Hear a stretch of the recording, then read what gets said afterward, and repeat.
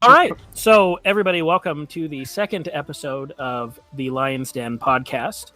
I'm Soul. I've got with me Omega here, who is help me to these folks. And then we've got Taylor. Hello. Pandora's Wrath. Pablo, Lionhardt's asshole coach. Sup?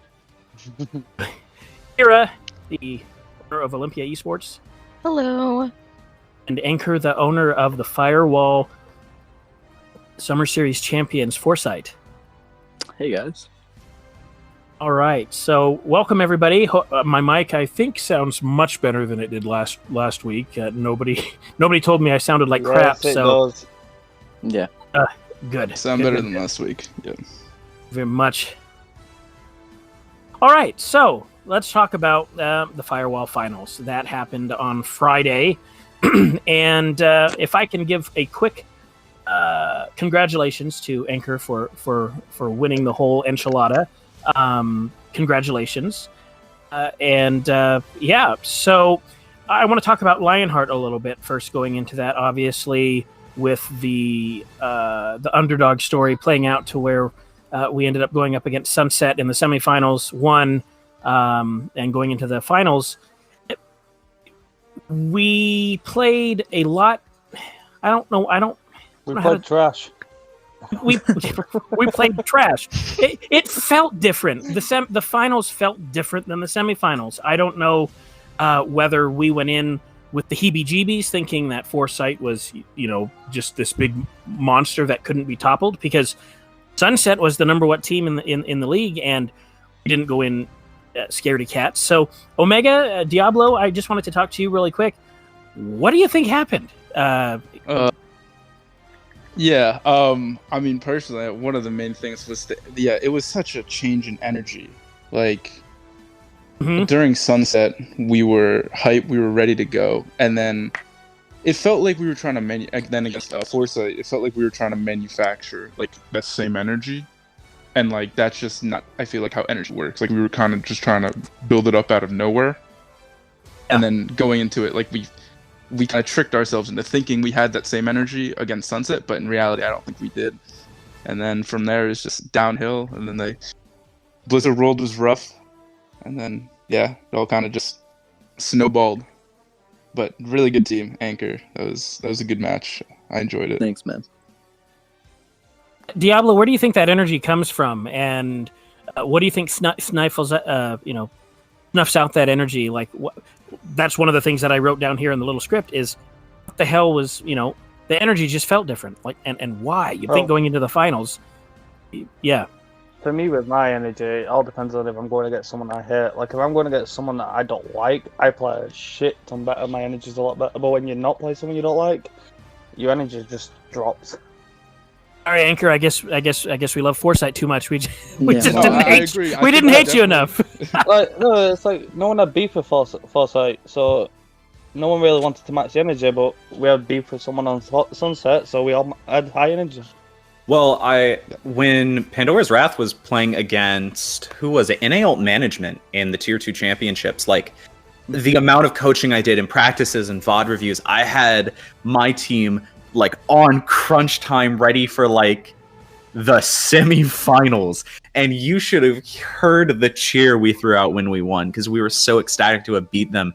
And then we were going in, and no diss to Taterbots, but, like, we were terrified of NA Alt Management, scared out of our minds going into that game. And I don't think we gave a fuck about beating Taterbots, I'm going to be honest with you. Like, Yeah. we came into that game and we hadn't done the same kind of practice or the same kind of scouting or the same kind of, like, if they're running this comp that we've seen, we run this thing that we did on NA. Like, the amount of time we spent on NA Alt Management and on Taterbots is just not comparable. And honestly, I think that was to our detriment. We did well. We won, but, like, it was a lot closer than I think it should have been, because we really should have carried that energy forward. And I'm sure you guys felt the same way. Being so focused on taking out, like, one of your rivals, or maybe someone who's, like, you see as a big threat. Like, we saw NA as a big threat. I'm sure you guys saw Sunset as a big threat. So you spend all your energy and all your focus on taking them out, and you did it with aplomb. And then you're like, hell yeah, we are the best. We took out the semi-final guys. And then you walk in and you're like, Oh, Get forward. we didn't prepare for foresight because we were like on our own shit. Oh, and if I can speak my own opinion here really quick, don't think we had enough time to realize how detrimental the patch was that came out. So when we played Sunset, we played in the mindset that we were still playing the same way in the same patch that we used before because we didn't have enough time with it. We spent a week after Sunset preparing for the finals game, and it was a uphill battle. It was dramatic in our server chat. There was butting heads with coaches about how the hell we deal with this meta. There was just a lot of. I don't think it was the meta that was the problem because all week we went against the Hog Zarya shit, which I ain't saying too much in it because I'll just get toxic. And then Foresight come out and they just played team play and we weren't ready for it. Because you have to get in that mindset of So basically, all week we're playing the meta. Yeah. So all week we were playing the meta of individual skill versus team play to an extent, and then you go into a league game where you're trying to get back into that team play mindset and whiplash back and forth. That's one of the hardest things for my. I'm sure we're gonna get into once we get into the end of this. Once we've all had our introductions, we're gonna go complain ad nauseum about how awful this current meta is. But for my team, it's really easy to say, well, go in and practice, right? Because it's a lot of solo carry, right? Like in the past meta, my main tanks were like, I hate playing main tank. It's awful. My off tank doesn't do anything. My DPS are bad, or my supports can't support me, especially when you're used to kind of a team play environment. But now it's like, oh, it's so easy. You go in, you play Lionhardt or Zarya, and you play for individual value, which is great in comp to practice those characters. But then you go into your scrims or your leagues, and it's like, no, you can't just play for individual value. You have to hit these particular combos. You have to do these like particular things. And I see our hog player Zach going off on these crazy flanks to try and get these hooks, misses the hook, and then gets pulled in the enemy team and gets annihilated because our Zarya had already used bubble to get ult charge when you should be saving it for the person who's gonna get hooked by that Roadhog and get obliterated. That's what I feel like Zaryas don't get now. Is like, it was always the same. Like, I've always taught my Zaryas, like, you use your bubble for energy, but then you use your friendly bubble. Either if someone gets hooked or they want to play aggressive. So like when it was Ryan Zarya meta, like, you always played it so your Ryan could get aggressive. You never played it to get energy. And like, they're just playing to get energy now, so they can do the most damage. And when you're in comp, fine, go for it, get your value. But in a team environment, even in meta like this, which is so reliant on like individuals just being good, like, can your Widow pop off? Can your Hog hit shots, right? There is still an element of team play. And I think when you're in comp, you just don't see it. And when you get into the league, your teammates who've been practicing in comp just can't hack it, right? And that's the biggest issue with Pandora right now is like, we need to get out of this mindset of, my dick is the biggest and I'm so good at this game, and it's like, no, play with your team. Right. Yeah, I agree, and I think that's something that threw Lionhardt for a loop was like beyond coaching, because I think the coaches did everything that you could, but like we had a few scrims where it was like, what do we do during this meta? Like everyone was lost, no one was like, and everyone was like, all right, 6v6 deathmatch, while other people on the team were being like, no, we can still somehow do team play. And I think that kind of divide of ideas of like what the meta like should be and what we can do about it. Yeah, we just weren't. Yeah, we just weren't ready. I just think like the more that I go into this meta that I've been playing with my teams, at first we hated it because it was very based around team play, and we'd just been really good at double shield, which was a lot of ult combos and callouts and things that required team play. And the more that I play this meta, it's like the more layers that you see, because at first, all you see is that, you pocket your Hog and you hope he kills things and you win. Now that I see it, it's a whole lot more about giving resources as like pairs or smaller groups and not really having one front line, but sort of hitting them from different angles. And I think what a huge misconception, or at least this is how I was coached, for this meta is that Hog is the end-all be-all and that you need to keep him alive and keep him pocketed. He's there to be a scare factor. He's there to be the same sort of thing as a Widow, where even if a Widow hits, one shot out of 10, you still have to have your Ana or whoever's hard peeking to avoid those sight lines just because there's a chance they might die. And I think that's sort of what Hog is right now, because just the threat of Hook right now is so scary, because it's almost a guaranteed one shot that like you can't really play around him.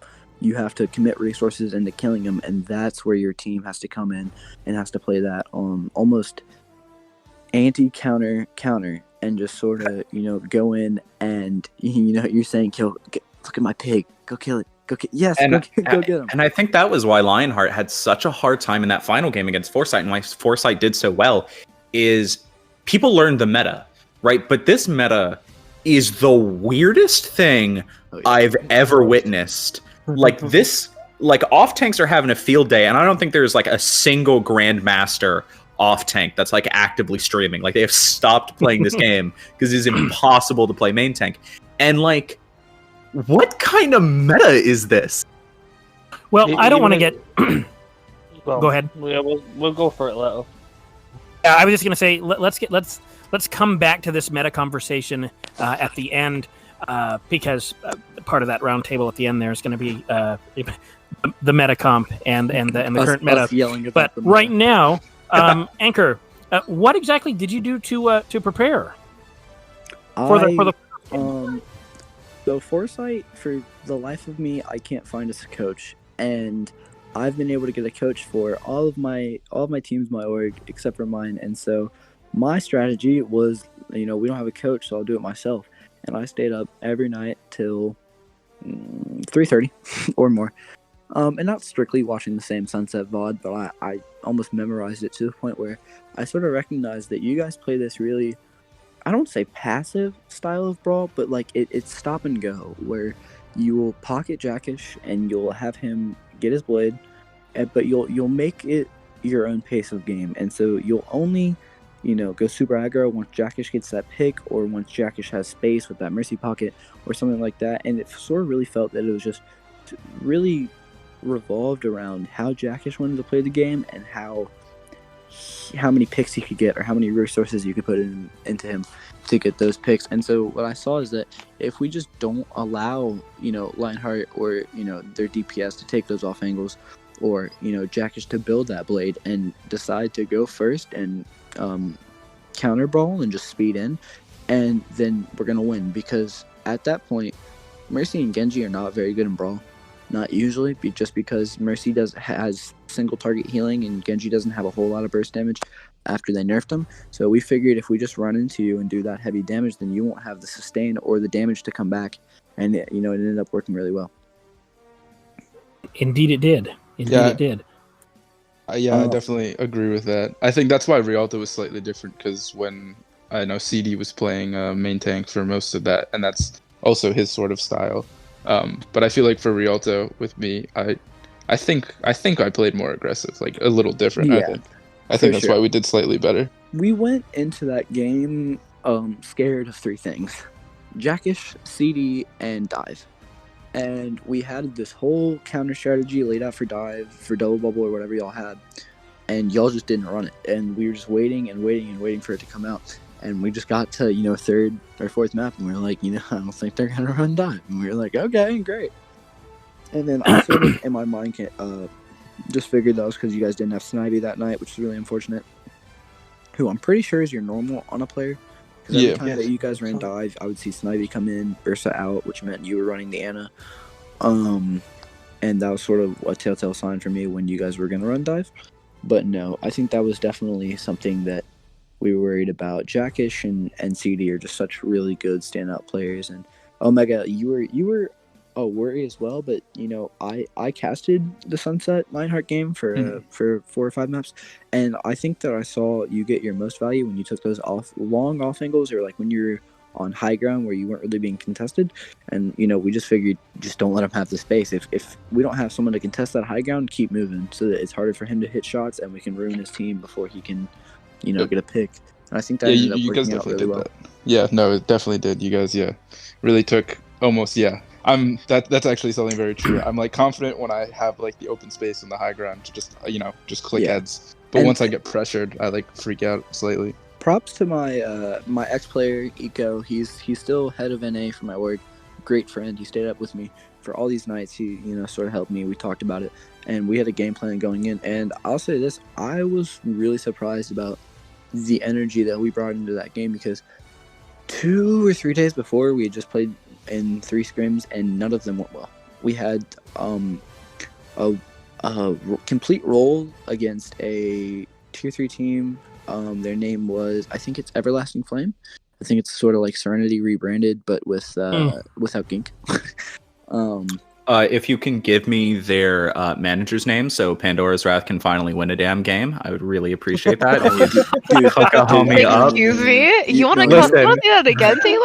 Hey, Listen, hey. all right, I am trying my best. There's nothing worse for a coach I'm than gonna be looking at your honest, team and being they're like, really good. Like they're actually very good. They took multiple maps off us. We haven't been able to play a full series, but today we scrimmed them and we won 3-1. We had a pre-game scrim. That wasn't English. Pre-game scrim, which honestly ended up really boosting our energy, because coming into that, we had some really poor scrims and it hadn't gone well. And then we just had this breakthrough the day before where we scrimmed a tier 4, tier 5 team by the name of Wildfire, and they were really helpful, really polite. Trick team. Yeah, the far one trick team, and we ended up losing 0-4. But every map we got progressively better, which has always been a really big problem for us, because we went from this huge egotistical team that had not ever lost a league match in 5 or 6 weeks. We hadn't really lost scrims ever, to absolutely getting boomed by Sunset. And so when that happened, the team was in a really bad shape for that whole week. Just because I feel you. We just weren't used to losing it all, and that had always been a problem of ours, just because we were really prideful as a team, and we can get fiery, but I think in the end, it just if you really get to know us, we're pretty polite, and if we respect you, you'll get respect, but respect is earned, and I think Lionhardt definitely earned some respect, and I think go ahead. No, go ahead. I there was a long pause there, so I was actually going to step in, but finish what you're saying. Go ahead. I was going to say, I think that was just definitely something that really changed in our mindset when we thought about Lionhardt, where at the beginning we came in, versus a team that didn't seem very good, just came up from tier 2. We had won 3-0 and we were super hyped because, you guys had gotten all this hype coming into the league, and the fact that we beat you, we felt, we were the best. And so just to see you guys progress from, a team that were, not to be rude, but I'd say a little bit below average, with struggling with some problems, to all the way to, you guys took a map off of us in CC, and then you made it to finals, and I was really happy. I was rooting for you guys the whole time versus the Sunset game. I shouted you guys out in our semifinals. I said, watch out for Lionheart, and you guys ended up winning. I was really happy. So were you shocked when you're watching the semifinals and then Lionheart comes out swinging with the draws, and we take a map, they take a map, we take a map, they take a map, like going into Rialto on that last map, and even just for the whole game in general, did you think Lionheart was going to win, or were you just like, nah, there's no way that these guys are going to beat the team that beat us? My thought process for this one was that I had heard that Sunset had been doing really, really poorly in scrims that week, like completely losing 0-5, 0-3 all week, and you guys seemed really hyped, really pumped up, and I was like, there's a huge change in mental. I know Lionheart's being, gotten really good, and they got that underdog wildcard factor, and I hadn't pegged y'all to win, but I expected it to be close. But I think what really ended up pushing you guys to win was the fact that meta changed that day, because a lot of the things that you were going to run, I'm assuming you were going to run Ryan comps anyway. Is that Yeah. correct? Yeah, double Sunset, shield and then Ryan and Sunset, Ryan I felt, maps. yeah, Sunset I felt at the time was pretty much a double shield team, with not a whole lot of looks. And then once you forced them off that double shield, I felt like they weren't going to really win. And I talked to Zach about this. He said that whole week they were practicing double shield, and they had not, their main tank player Gabby had not touched Ryan in like 4 weeks. And I think it really just came to being prepared to, you guys were just able to adapt quicker, and I think that's what ended up winning you guys that game. That, and I don't really think Sunset came down and used their counters correctly. I think they didn't really identify the this, I don't want to say solo carry because it was definitely a team effort. All the resources that you guys put into Jackish, but Jackish's Nano Blades are just so clean. Like I don't think he's maybe like the best mechanical Genji player in our tier. I think there's a lot of contenders for that one. But when it comes to blades, I think that man's definitely number one. And I think they just didn't use counters correctly, and I think you guys were able to abuse that, and you guys got there. But I mean, I definitely thought that you guys could have won that. Yeah, I thought it was going to be close at least. Well, Firewall finals in the past. Congratulations again. There's a lot of fun things coming up here in the future that all of our teams are involved in, like the Junkrat Meta League. CGL will be starting in the fall. Firewall will be starting up again later on Still as have well. CCL, right? Yep, and we've got console contenders currently going on right now. It'll be interesting to see if we're going to be able to have a rematch of Lionhardt versus Foresight. And I can honestly promise you this, that if there is another rematch in, let's say, at least in the semifinals between Foresight and Lionhardt, because of that boom in the finals and Firewall, you can expect the energy to be a tad different. So I would expect a change up in how that might play up. Might be able to take a couple more maps off you as opposed to none. But Anchor, again, I just wanted to congratulate you for winning the Firewall Summer Series. Appreciate the camaraderie from the beginning, and it'll be nice to keep building this relationship between the two teams going forward. For sure. Without further delay, Kira, why don't you tell us a little bit about yourselves, Madam Olympia eSports leader? Simping is my job. Back off, please. Okay. Okay. alert. Yeah, he radiates very a large amount of simp energy. It's kind of, I don't know, it's hard to miss. But anyway, let's see. Where do I begin? Let's see. Okay, so Olympia eSports is a PlayStation organization. We do have one PC team, freshly made. We just started it maybe 2-3 weeks ago. We house Sunset Streakers, Pandora's Wrath, Hestia's Flame, and our PC team is Hades Blaze. And that's a theme. Yeah, it's basically a thing. You have Olympia, Greek mythology in a way. So yeah, so the theme is... Oh, I can't actually say this on this podcast. Anyway, we're going to move on from what I was about to say, because that was Greeks, olive oil. Y'all get the references. Yeah. Yes. I don't think we could make an orgy esports. I don't think that would work. Oh, big sad.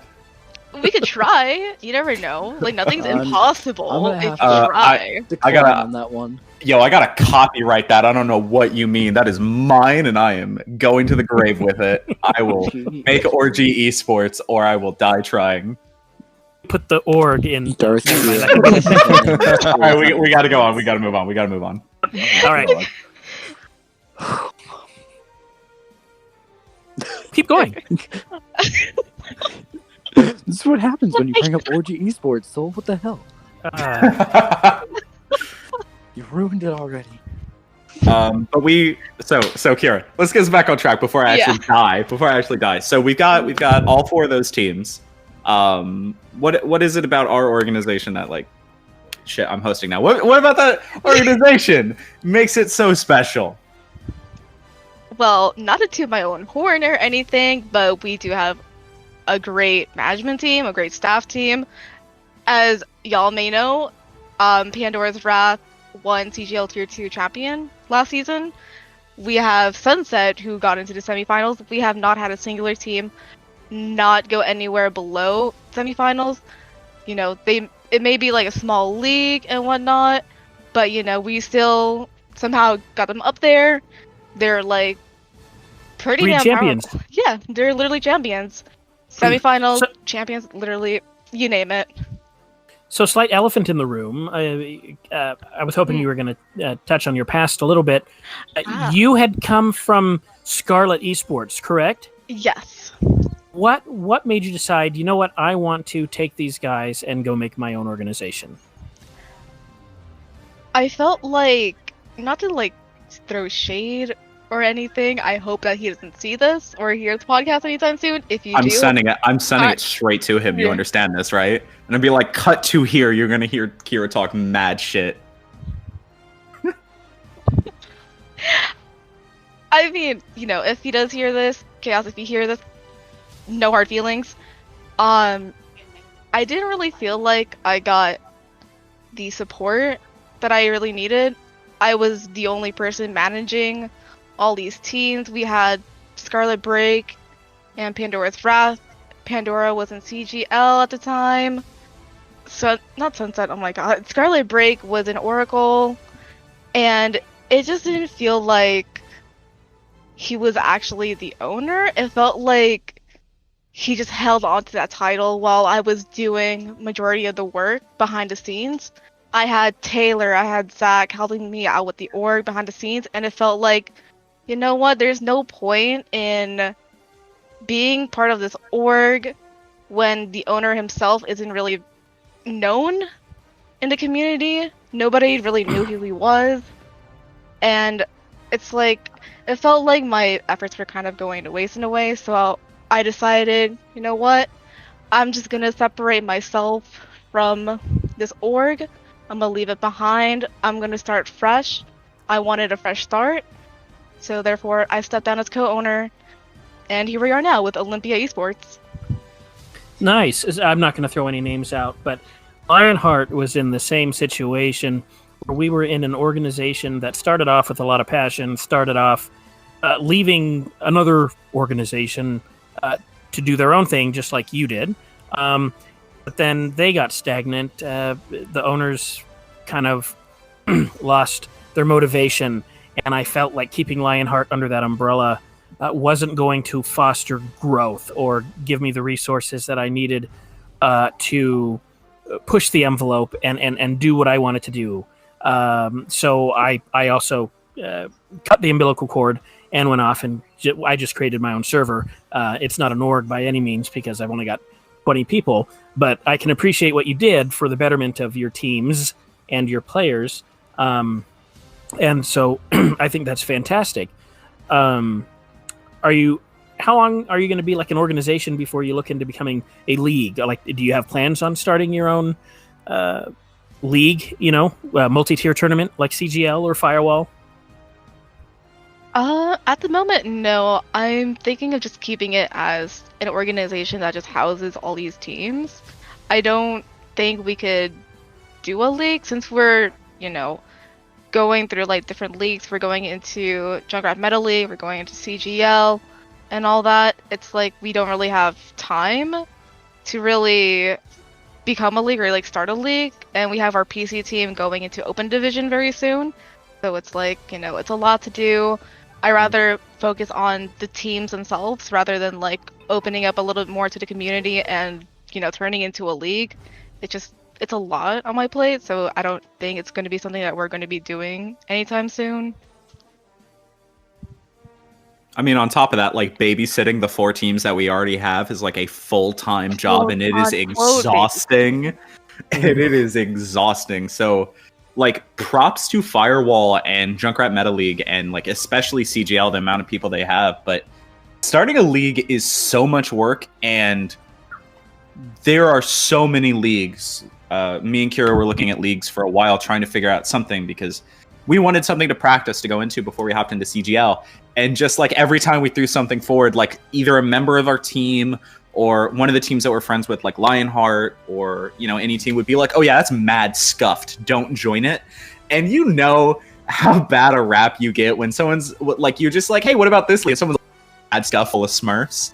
And it's like, so aggravating. So to transition and to try and form a league, right, and keep it running, and then keep it running as smooth as possible, and not get a bad rap because like one team lost, got super salty, hard tilted in general chat, and spammed like just vitriol, and you had to kick them, and then they go off like saying that you're an awful org or whatever. Like, I don't think without like the support staff that like CGL has, or the unbelievable dedication that the people over at Meta League have, that we'd be able to do that with any kind of success. And if we're not going to be the best, if we're not going to be the most successful at it, why even bother? Let the people who are good at it do it and let them succeed. There's no reason to, be subpar and try and steal their limelight. Gotcha. So I guess moving on, we'll talk about you a little more, Taylor. Coach of Pandora's Wrath, Tier 2. I had the pleasure of coaching against you when I coached Lionhardt. How does it... Oh, God, no. Oh, okay. How does it feel to lose? There we go. I had to say it. Not that bad. I'm a pretty gracious loser. Losing part of, the competitive game. I mean, do we talk about our history? Do we talk about the Lionhardt Pandora's Wrath history and how much of an asshole I am? Why not? I don't think why not. Yeah, I mean, we could talk about it. I really, For me, it's just such a Lionheart thing to say. You're like, yeah. Can I talk about how much of an asshole I am? Just like, yeah. I mean, I guess if you want. If you want, I definitely. All right. Well, I guess I'll start with my introductions. So, my name is Taylor. I'm better known as Evasion, or Couch, if you're old timey and you know what that's about. But we don't ask questions here. Anyway, I am the coach for Pandora's Wrath, formerly Tier 2, currently Tier 3. And I hate every second of it because, oh my god, is it hard. Like, you think being a player is hard. Come be a coach and just, look at the pros play and then go, I don't know what's happening. How are they good? Like, when Zach was like, hey, you want to try Double Bubble? And I go, what's Double Bubble? And he's like, oh, it's this Winston Zarya thing. Here, watch this, San Francisco Shock game, and you'll see what it's about. And I looked at it, drool coming down my mouth, nothing behind my eyes. I didn't understand anything. Double Bubble was so over my head. And I just went to Zach, and I'm like, yeah, Double Bubble's not real. Please don't ask questions. Please don't ask questions. Please don't ask questions. But... no, it is a joy. I absolutely love coaching. And I'm a whore for VOD reviews. So if you are on, hit me up. Evasion number 5076. Yeah, hit me up and just hit me up for VODs. But yeah, so head coach over there. Managed to pull them or Pandora's Wrath into a Tier 2 championship. God knows how I did that. I don't think it was me. But, something happened. I'd say it's a mix of both of you and your team. I mean, watching you guys and play, and I'll say you definitely. I think we definitely butted heads. I didn't entirely like your attitude whenever we interacted with a little bit of Pandora's Wrath. Oh. But as a coach, I definitely have the utmost of respect just to be able to lead your team like that. Were you and coach them? Were you there for the very first game that Lionhardt ever played? Oh no, I wasn't. No, I heard stories. I heard such tales and. Of how upset you made certain war tales are no longer from the grave. Yeah. All right, so I need to make something clear because now everyone hates me. Everyone listening is like, "Wow, Evasion's such a monster." That's not untrue, but here's to set the record straight. There are some times when you need to not baby, but coddle your team and let them know that losing is not the worst thing ever, because sometimes going into a scrim legitimately is a learning experience where you're working with new comm structures, you're working with new shot callers, you're trying to work on combos, whatever, right? And then there are times when it's I don't know why you guys are messing up so bad. This is stuff we have practiced for weeks and you need to get better. So Kira gets a message. This was back when we were part of Skylar Brace. This has been months. Kira gets a message. And it's this team by the name of Lionhardt, right? I had never heard of them. I don't know who they are. And we're going to play them. And I check their SR average, and there's couple of golds. And there's silver, dude. We're not even talking. Silver. That was before me, but yeah. And there was there was some low SR, my guy. There was 3 plats on that team, right? There was a problem with that a month ago when they were Soul messaged me. He's like, dude, I think we're gonna have to get rid of the plats. I feel like there's a skill difference between our 27 and 3700 players. I'm like, oh yeah, really? Wow, interesting concept. So anyway, I didn't know anything about them. We get into this game, and Pandora's Wrath is barely eking out wins, just absolutely poor showing, just barely squeaking by the skin of their teeth, and they are all excited and we're the best, and I'm y'all are getting smoked by a silver DPS. I think he died. I think His he might mic have does it a died. lot. He like cuts in and out a lot, and I Rest don't in know peace, why. Evasion. Right? He was being cocky, and the gods they punished Took him. They him. smited him. the Olympian god Smoten. spited him down. Oh, Am I, I think he's back.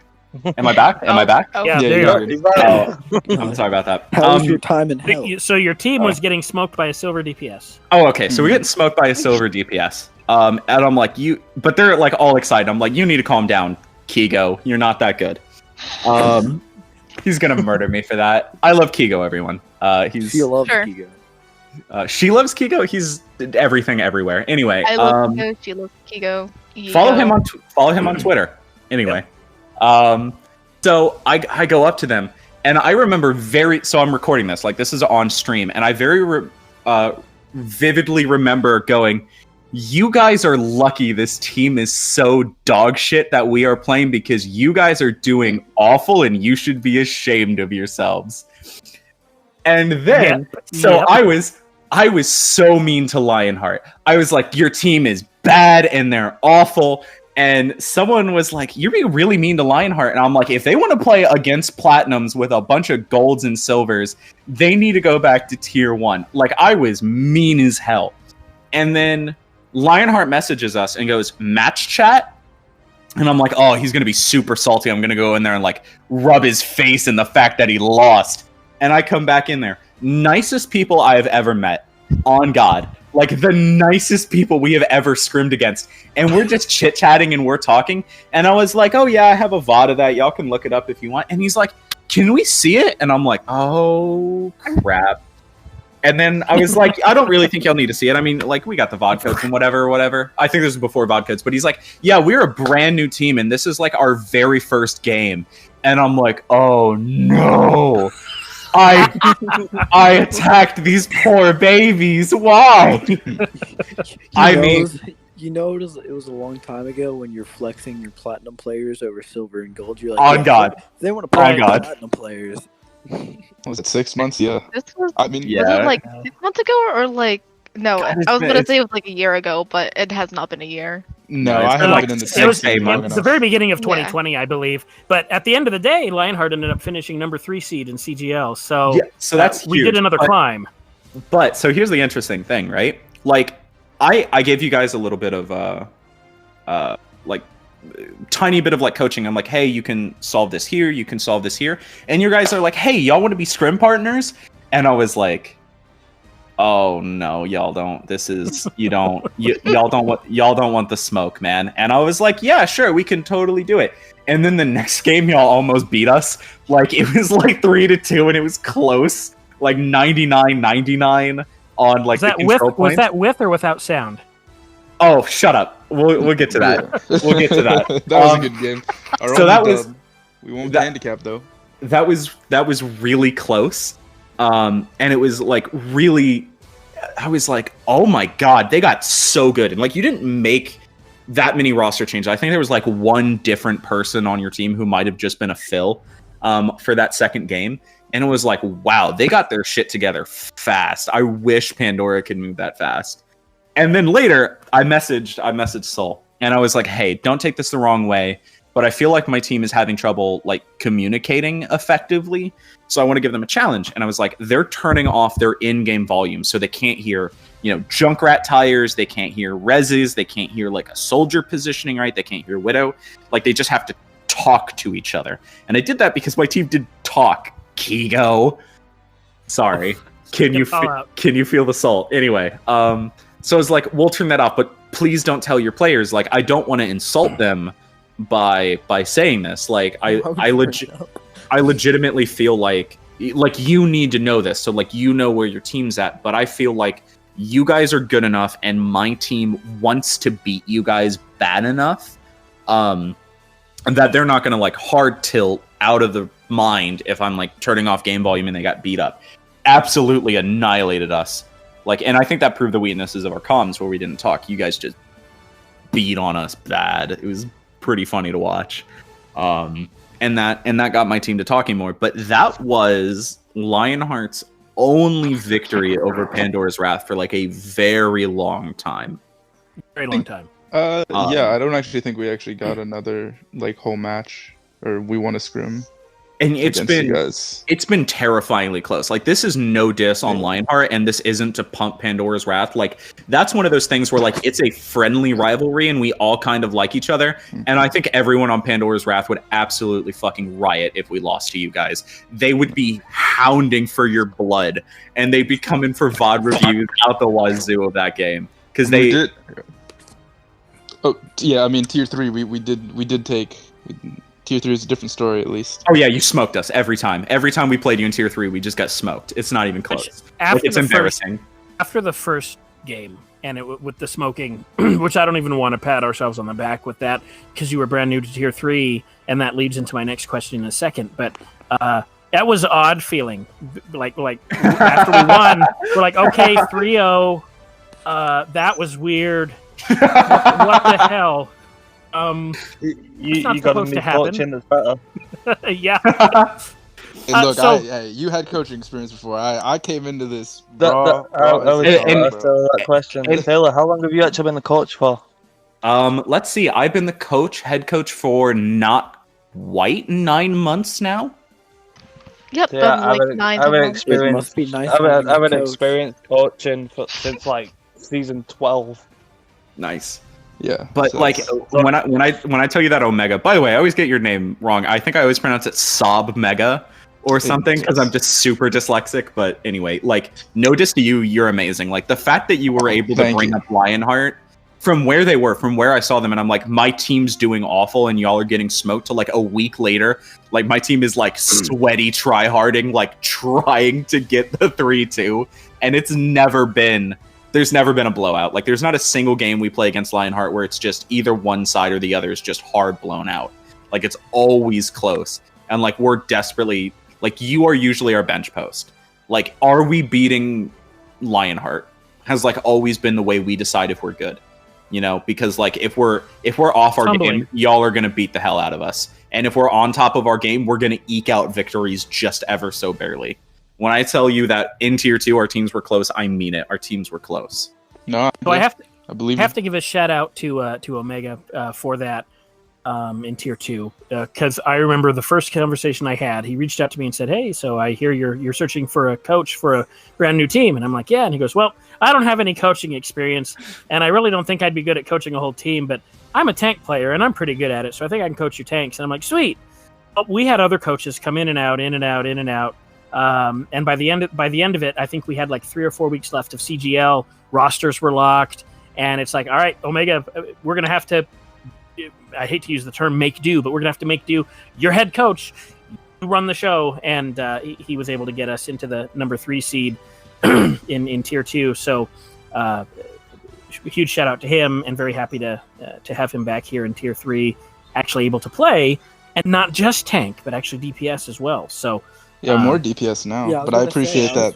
He's a DPS. Yeah, I appreciate that as well. But thank you as a manager for getting certain players in and certain players out of the team. It's much easier now in Tier 3. I've learned I don't have to be as nice as I was in Tier 2, and I've had my fair share of like a handful of people that I've had to say, unfortunately, it's just not going to work. I wish you all the best. Bye. And I don't mean that to be rude at all, but you run it like a business. And I heard that from Omega in Tier 2 is if you want to win, you got to run it like a business, and you just keep what works, and you got to get rid of the dead weight. And so it's been a learning experience. But I do wish Taylor... I'm not a nice person. I mean, that's also true. Names will not be... I'm not a nice person. I would just say, get the fuck out Taylor, of here. I wish I had the advice of... Because I think reflecting on losing and... Tier 2, I think I found, and what you said, is not coddling them. I think I coddled them too much as just like a first-time coach. Didn't want to like ruffle any feathers. Yeah, exactly. And so I don't think... I think if I had heard what you just said now about not, like when they do mess up and when it's like the fights that they should be winning and they're losing, not being so passive and being... Yeah, like, it's okay. Yeah. You guys tried your best. It's like, okay, you literally didn't talk. You're the reason we lost this fight. Get good, scrub. And now we have Diablo and Twitch, who have Who no do that? problem. Like, what the hell? I think that's You why guys are Lionhardt trash. so great. That's You why can Lionhardt's ask so it good bigger right how now. many times I say during scrims, like, guys, just call a fucking target. Oh God Gordon. bless. They call targets. Ooh, could never be Pandora's Wrath. They call, as soon as they shut up, I get them straight away, like, call that target. Are you focusing? Yep. No, it's entirely fear-based. We know if we're gonna do bad in the VOD review, we're just gonna get completely roasted, and we're gonna start crying. They're gonna He's, put us in the he's the basement, Gordon we're gonna Ramsay Overwatch of for 8 Overwatch hours. coaches. Nice. So yeah, big difference between tier 2 and tier 3 is I get to be a lot meaner now. It's awesome. Yeah, that's So what it sounds that- like. Leads into my next question there, Taylor. So what changes specifically have you made moving to tier 3? Did all your guys kind of just climb up the SR ladder to where you can hit tier 3? And because I don't think you've had massive roster change up, have you? So that's actually interesting. A lot of teams that am I allowed to like put other teams on blast? Like, am I? I don't care. All right. So we'll talk about this particular team later, but most teams that move into like a new tier, whether they move up or down, and most teams move up, they drop all the dead weight off their roster. So if you're a tier 2 team, platinum, right? You got a couple of diamonds on your team. Normally you'll shave off like the bottom half of your roster at minimum. So you're dropping like 5 or 6 people, depending on how large your roster is. And you're only keeping the people that are like above 3,100. The thing about our team is, as Kira said, like we make champions, and that is not like, that is specifically not humble. Like that is chest pounding in the extreme, but we don't tolerate our players not being the best they can be. Like that is the job of every coach, is to make your players the best they can be. And the thing is that the things that separate the great players and the good players is not any amount of skill. It's not any amount of knowledge. It is like pure dedication. How dedicated are you to getting better? And that's what I instill in my players. So there were 3 players from our tier 2 roster that did not advance. One of those was our golden main tank, who I'd like to point out that in the interim, so when we hit semifinals, right, there was like a 3-week interim before finals against Taterbots, where I was like, guys, just climb. Just do your best to climb. We beat NA. I think we have a good shot of winning this. Just do your best to climb. And in that interim, CGL has no tier limits once you're already in. So if your team is locked, they can get better if they want to. They can grow out of it. And it's really nice to see like my team that was like 2,800 SR average like climb out of there. But I had 2 tanks that hit masters, right? I had 2 tanks that hit masters in that time. So I could have run 2 masters tanks in there, and I still put my gold tank Jake in because he was just better than them. So Elo Hell is real. I just want everyone to be aware of that. So please blame being bad on Elo Hell. But Jake is the only one that didn't hit it. We put a minimum of 3,000 SR. You had to be at least 3,000 SR in order to try out for the team. So we had like all new tryouts, and people that were above the tier 2 cap. So anyone above 3,250 automatically got a spot on the new tier 3 roster. But the only person that didn't hit it was Jake.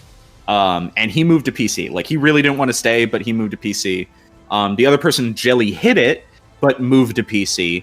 And Casper, one of our main tanks, just barely got it. But like the moment he got it, we just put 2 Masters main tanks in. And he's like, I'm not as good as these people. And I'm like, yeah. And he's like, I'm going to go to tier 2 and absolutely dominate everyone. And that's what he's been doing ever since. So almost all of our team got there. So only one person didn't qualify for tier 3. And the other people who didn't join our roster just left. So we've picked up Zambi, our main support. We've picked up Crimson, a new main tank. We picked up Angel, a main tank, and we picked up 1 new DPS in the form of Nico the Bandit. So that's it. We've added 4 people to our roster in the move up to tier 4. In the move up to tier 3. Angel being Angel Boy? Angel Boy, or like VNEGL. Yeah. He was on Elite. That's why I asked. Was he? Yeah. Yeah. So, and most of those people like didn't start out on the team. We picked up Zambi like 2 weeks into it. We picked up Crimson and Angel Boy way later, and Nico way later. So almost all of our team is exactly the same, which is why it's so disheartening to like. I made the joke earlier, but I was like, hey, give us the name of whoever you played and beat the hell out of, so we could do the same. because going into tier 3, having like the tier 2 champions make a completely mediocre tier 3 team. Like we are just like every game is like we're losing 2 wins to 3 losses, or like 1 win to like 3 losses, and they're close games, don't get me wrong, but it's really hard in tier 3 to eke out those wins without having people that are like really high ranked tier 3, like 2,700 almost out of the tier range, when other teams are basically running that, you know. But it's really nice to see that we're picking it up, we're gaining more steam, we're winning a little bit more consistently. We're going into Junkrat Meta League kind of as a practice league to see where we land. Like, if we can beat that, great, we can go into CGL. If not, we've got more practice to do.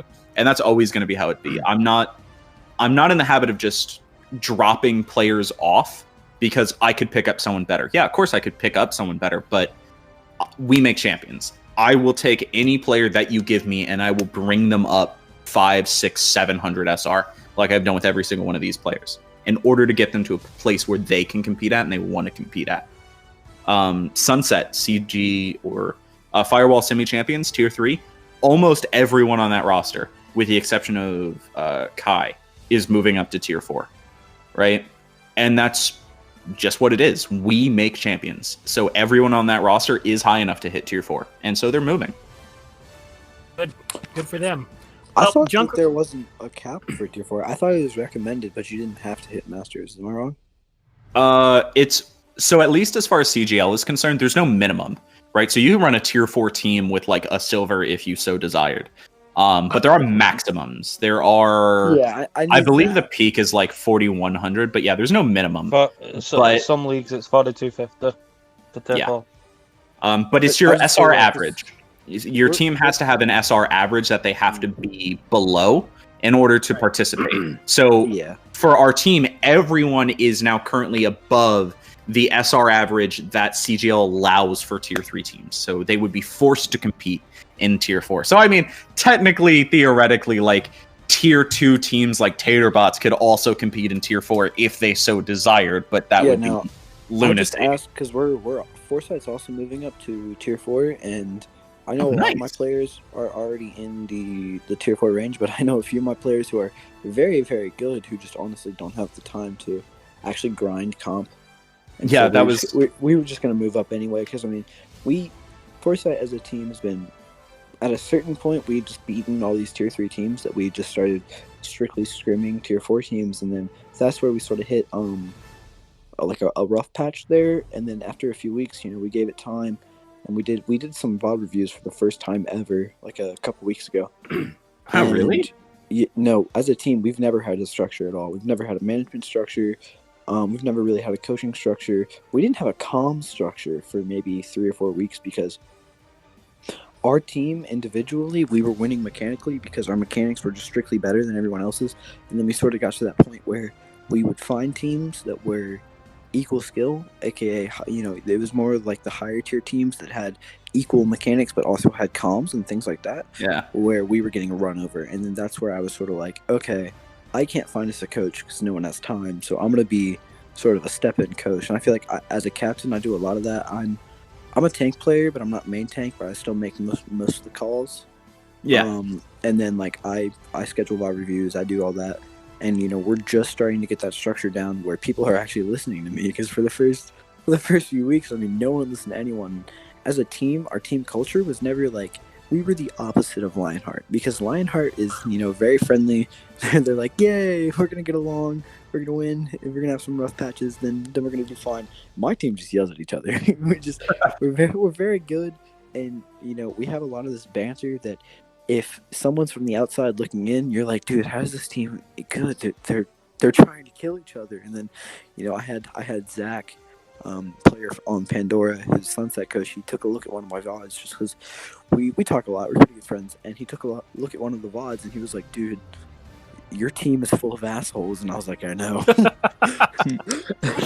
I mean, that's what, for as good as you guys are for not having coaches or comm structures, like, get those things, and like, I'll see you guys in contenders, my friend. Oh, like, yeah, no, for sure. But we finally have comms. We sort of implemented them about a week and a half ago, 2 weeks ago, where I'd say before we had like a main shot caller, but there wasn't any sort of call. So like one problem that we really encountered was like on dive, what would happen was we would dive a target and then we would leave someone behind on our Ana, and like our Ana or support would like scream for help, but no one would listen to them because we're only listening to the monkey, who's the main shot caller, leaving our healers dead. And that was the problem the problem that we had for a really long time. And so we finally done this call structure where it's a 3-3. And so we have 3 shot callers, and then it's if 2 people pick the same one, you ignore the third one, and then you go for that target. And it's been working out really well. Nice. Yeah. I honestly completely lost my train of thought, and I forgot what I was talking about. So there's that tiny story. Well, Taylor, just to finish off your section here, how are you approaching coming into Tier 3 with your team of mostly the same people? How are you approaching Tier 3 and the challenges it brings, coming from dominating Tier 2 in CGL, being the largest league out there on console? How are you dealing with Tier 3 and kind of the roadblocks or the struggles that you're having right now? Like, what is your view and what is your plan? So the biggest issue that I guess losing is an issue insofar as you can say that. But I think the biggest problem is until you play against people that are as mechanically good as you or better, you don't improve. Right? Like if we were in Tier 3, most of our mechanics are good enough to just dominate there, right? But they're not good enough right now. Mechanics are an individual thing. I can coach you on, hey, this is how you improve your mechanics, like this is how you improve your aim, this is how you be more knowledgeable, like cooldown usage and stuff. But I can't, like, smash that knowledge into your head. You're just going to have to do it, right? And it's very easy to say, don't be bad, 5-head, go win. But it's hard to do it in practice. So I need to understand that as a coach who like wants to bring my team to victory, I need to compartmentalize. I need to decide I can't focus on 7 things at once and expect to get any of them done. So I say, what's our biggest weakness? And I found out that the biggest thing that we can do to improve is work on our comms. Our comms were always pretty sloppy, but we made up for it by being, well, good. But yeah, we had really solid mechanics and we had our team coordination pretty much on point. Like we trust each other, we went in, we did good. But as you move in, the enemy team is going to out-mechanic us a lot, right? We're 3.2-ish average right now, maybe a little bit higher because some of our higher ranked players, but we're going against 3.4, 3.5 teams on average. They're going to out-mechanic us. So right. The game is made up of 3 parts: pure mechanics, knowledge of the game, and like your game sense and your positioning. So I can't improve positioning no matter how hard I've tried because my team is all a bunch of bots. Just dear Lord. I feel that. Dear Lord. And I can't really improve mechanics besides saying like just go in and practice it a bunch. And they go in and they practice, but it takes too much time. But I can improve comms and game sense. So that's what I've been working on. I've been moving our structure into having 1 shot caller with a backup shot caller, and then an ult tracker whose job it is to keep those things online and make sure that our shot caller knows what ults the enemy has and what ults we have in order to, facilitate that person making a plan, going in, doing it. And it's been showing a lot of results. Unfortunately, like my life situation's been a little crazy, like I've been moving and stuff. So I haven't been able to be like on top of it as I want to. But even the couple of practices where I've been reviewing this and going over it and teaching them these things, they have improvement. We see it in our records. We're moving from, 0-4s and 1-3s to like 2-3s and 2-2s. And we got a win just a little while ago. And it definitely shows. All right, so here's where I just hard flame another team, right? Just hard flame another team. So NA ult management. NA ult management used to scare us. I say used to because we absolutely clapped their cheeks in the semifinals. Take that, number 1 seed. But anyway, so you guys know their star DPS. Do you guys know his name? Like off the top of your head? It's like Sky Blue? Sky Blue, right. So Sky Blue is like... We won't talk much about them. Hold on. So Sky Blue is incredible. Super good, right? 3,300 DPS and is like well deserving of tier 3. And the rest of NA ult management is solidly tier 2. Like most of them are plats, right? And so they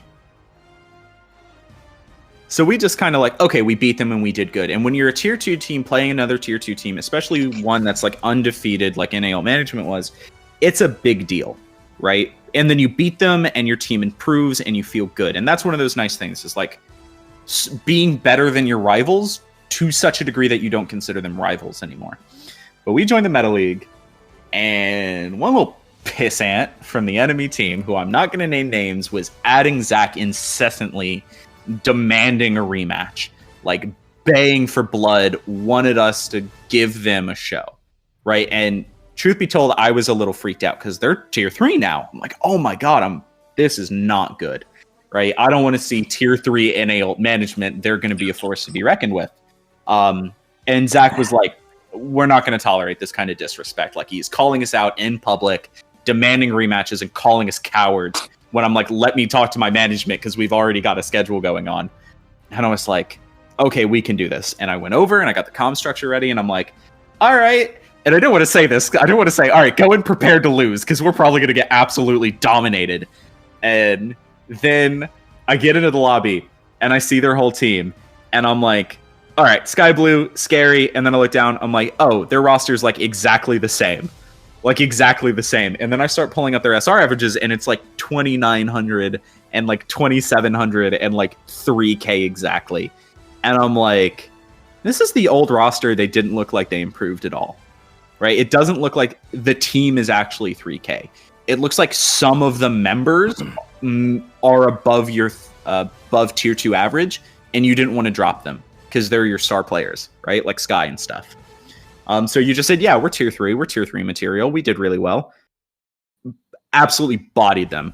Like, annihilated them. And like, it was 3-1 and we memed the last map. See, that is so interesting how this stuff we plays got out. Because rolled we by have not beat them yet, but we don't lose to you guys yet. So how the hell does that work, Maybe, right? I mean, it's amazing. maybe It's like a rock, paper, scissors, shoot. Yeah, I mean, I maybe don't know. there's... Go ahead. Go. No, you go. Oh, I was gonna say, we've scrimmed them multiple times in the last 4 weeks, and so I mean, I'll give it to us a little bit, give us some leeway. We were going through some problems, and we didn't have our exact roster in, but it was 3-2 in one of our scrims, and they came in, and Sky sort of just like shit on us. Oh God, Sky's so good. Well, no, we also, I don't know if you know, but we have a DPS player by the name of Blossom, and yeah. we didn't have Blossom there, and then I wasn't there, and we also didn't have a healer there. But we still felt, SR average and everything, that we should have probably bodied them, because we have really good backups. And we went in, and Sky Blue completely shit on us, but we still won 3-2. And we were like, oh shit, they're not bad, because they had gotten all this. It was 50-50. Either everyone said they were complete garbage or they were really, really good. And so we came in not knowing what to think. And then 2 weeks later, we have our full roster, and it's a 5-0. And we're like, oh, that's not that bad. We scrimmed them 2 weeks ago, and it's again like 3-2 with our actual roster. And we're like, what the fuck do we do now? Scrimmed them last week, 5-0. and so paper, scissors. Now, yeah, crazy. I don't want to say that the day we were playing NIL management, I had gone out with some friends, and I was like 5 margaritas deep when I came back home at 8 because they had to go to work, and I was pretty buzzed when this game was going on. But I distinctly remember just being the most angry human being on the planet at that particular moment. Like, so angry my team was telling me to chill out. But I remember distinctly going, all right, your team is actual trash in NAL management. Let go of Sky Blue and let him actually play in Tier 3 with a team where he'll win with, because y'all are dragging him down. No, I didn't say that to him. I said that in in the party as we're like playing the game and we're in the middle of the game. And if Sky Blue gets a pick early, we just lose because he's insane. Or we just don't die and we roll everyone else and we eventually kill him at the end after he's killed half of our team in revenge, right? And then I was like, ooh, that's a burn, because I'm drunk and I think everything I say is the coolest thing. And I was like, I'm gonna DM like Kenny. And the whole team goes, no! Because, yeah, I was just stupid enough to try that. I'm rather glad they stopped me from like throwing that much shade directly into someone's DMs.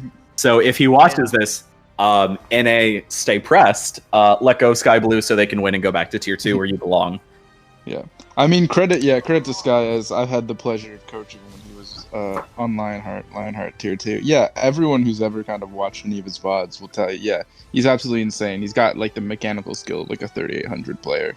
Like it's absolutely ridiculous. Yeah, no, I looked at picking him up once he got dropped by you guys, but then we found like I don't remember if you guys remember. Oh, he left of his own accord. We had these two really good DPS players that came in that took these really long breaks, and whoever watched like our first game, it was Otter Gang and You're Available.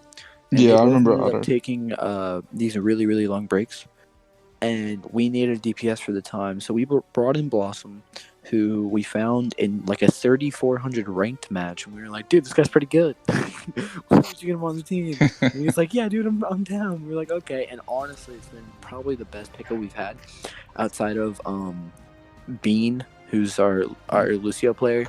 Yep. Absolute god. But no, I had looked into picking him up, and then Blossom just fell right into my lap, and I didn't have to pick him up. But if we had not found him, I definitely would have recruited him.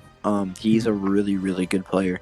Yep. And I went through like this week long of VODing before, because I was super scared. This was my first official league match in 8 or 9 months, and it was up against Lionhardt, and I heard y'all were good, and so I like searched up Lionhardt on YouTube. I found the scrim section, and I was like, okay, here we go. Gonna watch all of them. And a lot of it was just Sky Blue, and I was like, oh shit, this guy's really good.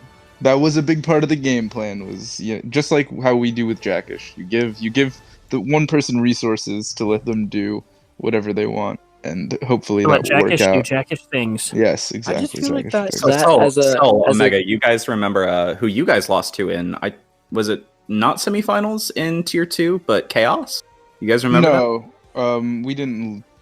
We actually got beat by Taterbots. Ooh, and then Taterbots beat Chaos, right? Yeah, Yes. No, we never got to play Chaos.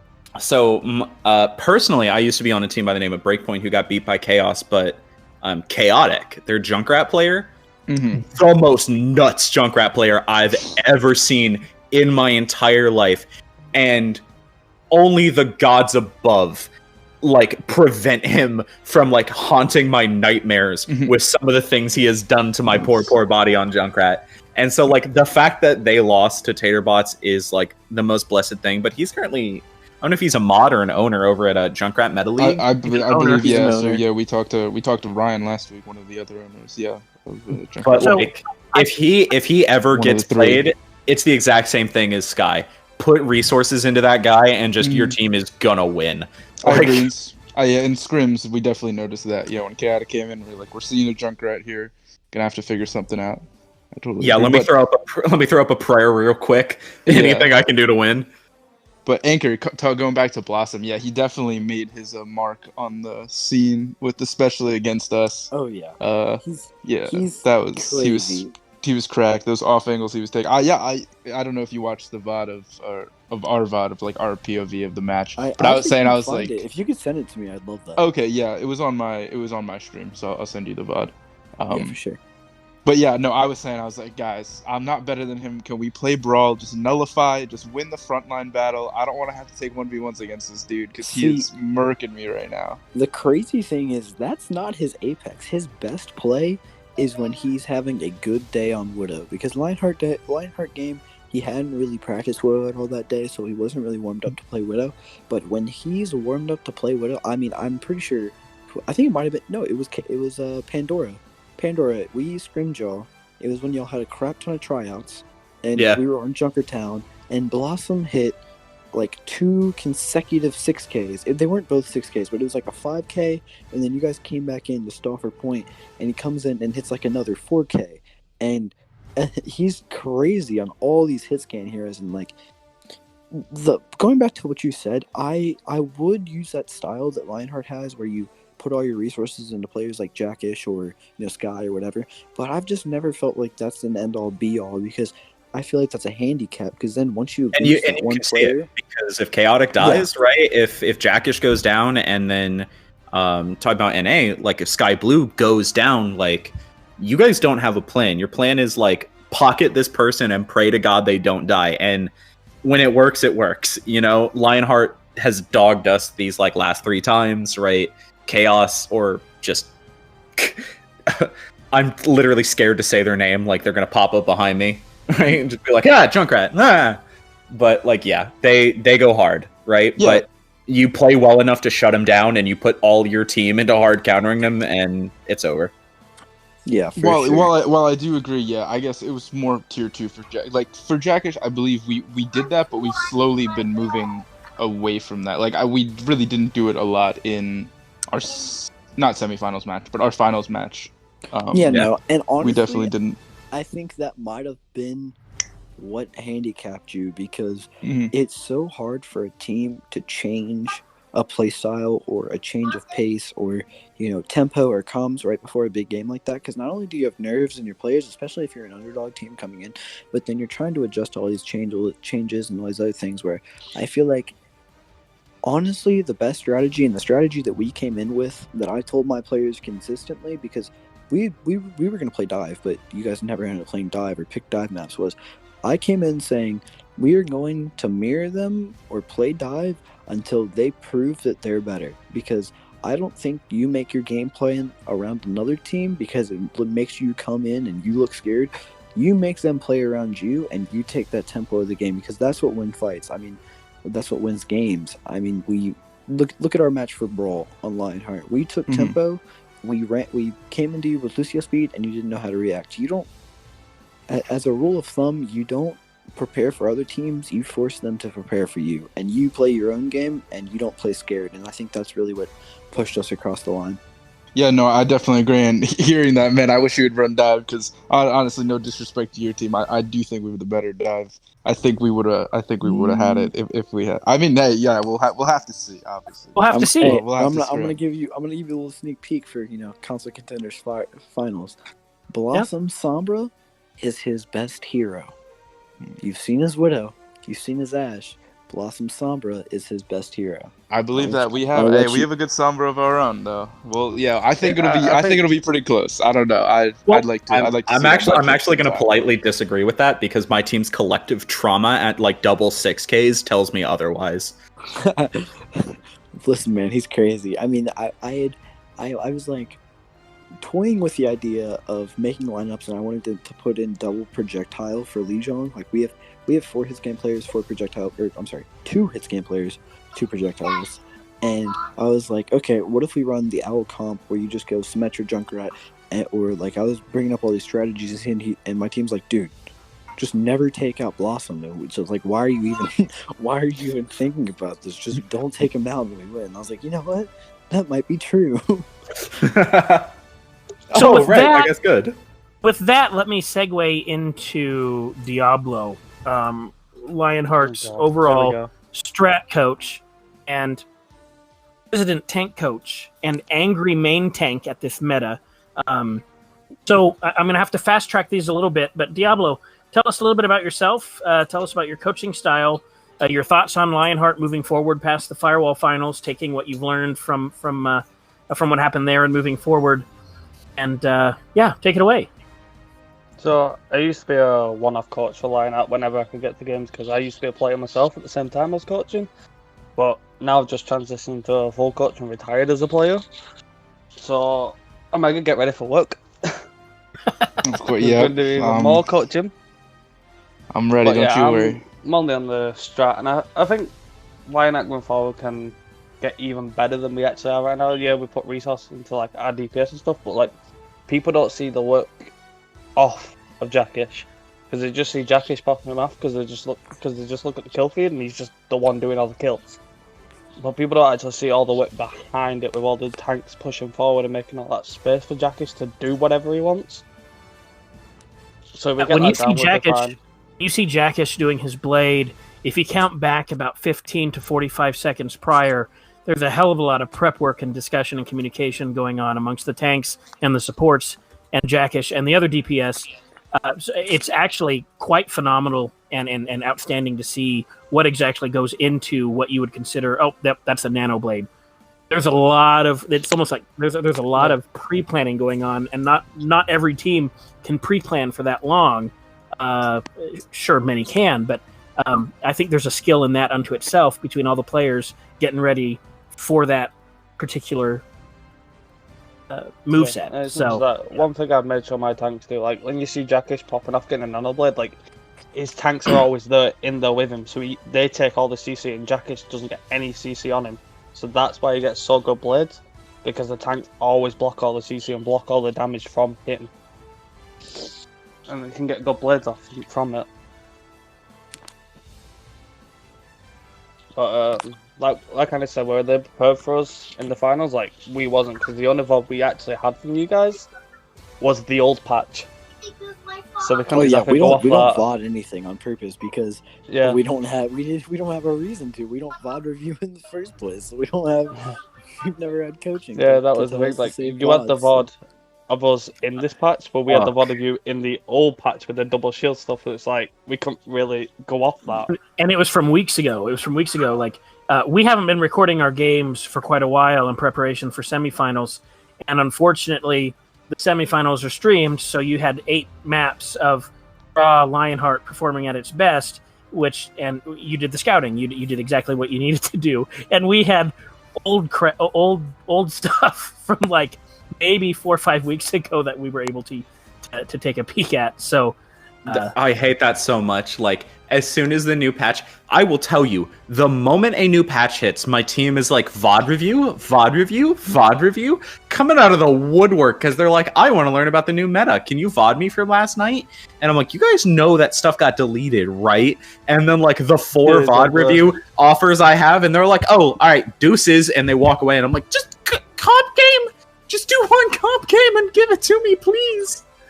Yeah, but it's like, and then going back to like what you said with the dive, it's like I think it was more on a scare factor from the players and stuff. But like you were just going raw dogging, we picked a dive map, so it was like we didn't really prepare on playing dive because of this raw dog shit.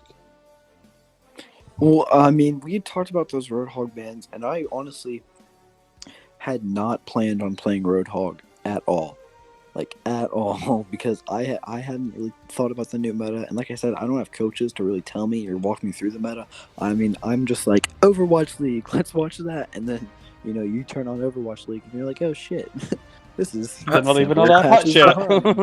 Yo, no, you're already... not even on our patch, like, fuck, what do we do? You're already a coach, dude. Every time I go in, they're like, hey, what's the new meta? I'm like, I don't know, why are you asking me? And they're like, you're our coach, and I'm like, oh, shit. It's my job to be smart. Why did I sign up for this? See, it's not just that, like, because when the Roadhog first shit happened, like, Lionhardt went into the league game and they, like, got demolished by Roadhog. And us coaches were like, yeah, we've seen teams get demolished by Roadhog before. It's just like, you're not playing team players, so that's why you're losing. You're just letting him get in your head. Until we actually managed to actually experiment. Yeah, because, like, we had 2 league games back-to-back that week, the team I was on at the time. We have 4 like, this week. Oof. We didn't have time to experiment with anything, so we're just like, yeah, you just let the Roadhog get into your head. Like, you just didn't play team play and you lost. Until we actually experimented with it, and we're like, never mind, Roadhog's actually good. Fuck, what do we do? Oh, no, we got yelled at for running Hog Zarya a week early. Yep. And then next week, it was like, nope, that's Trouble Bubble. We're going to get the ball rolling on this because I coined the name Trouble Bubble with the Fat Roadhog and the Zarya, or Chub Bubble. But you guys can feel free to take that back if you guys want to use Zarya Roadhog and call it Chubble Bubble yourself. Maybe we can get the name out there and make it a thing. Actually, the name is Cancer, if you did not know that. Yes, you're not wrong. It's called That's what I call it. Dig my eye out with a spoon comp. It's really great. The name is the Tears of Main Tanks comp. True. This is You're not wrong though. This is the meta that forced Diablo to retire as a player to become a coach. You're not wrong. New comp name, Sadness and Bacon. Oh God. Oh, Anchor. Is it Anchor? Like It's Anchor? Anchor. Like okay, Anchor. Yeah, like a Like an Anchor. Like the place you can find this podcast on Oh, Anchor. Yeah, there we go. Anchor, always, yeah. always. That's a sound good good. shout out. That's how you shout it out. That's my personal plug. I'll make 25 cents off of that one. Awesome. Here, why don't you give us a little bit of introduction to you as a player owner, and then tell us a little bit about Foresight Esports and what your plans are. Are you just staying as an org? Are you going to become a league like Junkrat Meta League or Firewall or CGL? Plans for the future? Take it away, good sir. So I'm Anchor. I've been playing this game since beta, and I started out on PC, and unfortunately my PC was sort of outdated, so I couldn't handle the game towards the end. But I ended up peaking 4100, and I had a lot of fun with the game. And there's like this long period of time where I didn't have my PC, and I was like, "Fuck it, I'll buy a PS4. I'll play Overwatch on PS4."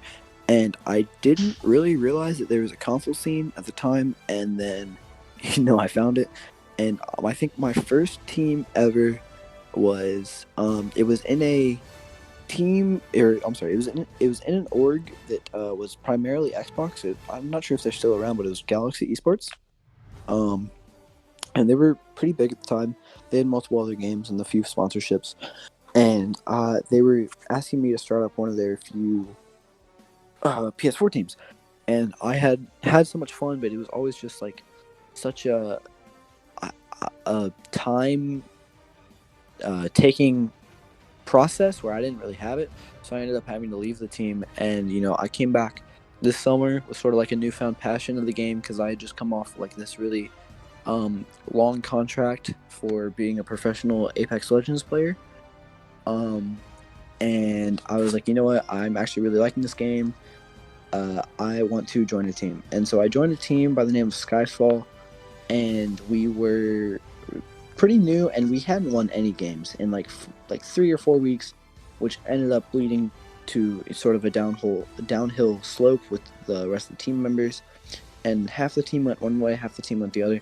And I made the decision to make my own team called Foresight.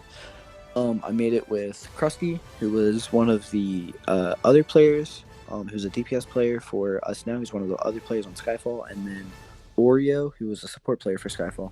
And I made the team by literally texting Krusty. I was like, yo, do you want to make a team? He said, sure. We were already in Firewall because I had known the community there, and we were signed up through our past team. And we found all these players, and I was like, dude, we're actually really good. And then fast forward a few weeks later, and we had this idea of becoming an org. And I had all this... we, as a team and a community, we're pretty, known either half and half. Either we're known for being really toxic or really nice. I think it just depends on what side you see of us, because if you get to know us, we're not really toxic. We just get fiery.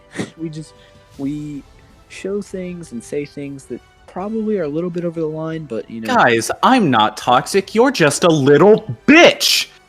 Right? Get the fuck over it. But I had this great staff around me who really helped me let this whole thing happen. Kev, aka Duel, who's a head admin of Firewall, ended up gifting me Nitro and really helping out with the bots around the server. And slowly we started growing. I ended up getting some affiliates with big things like Oracle and Console Contenders and Junkrat Meta League, Firewall, all these other servers. And then it dawned on me, I was like, you can't have an org with only one team in the org. And so I got this great gift from the heavens, who was JX. And JX was a ex-tier 6 player. He has all these earnings. And he played on a team by the name of Supreme a really long time ago, and he had all these tier 6 connections. And so he built me a really good tier 6 team and helps me manage that, and he's been a really great help.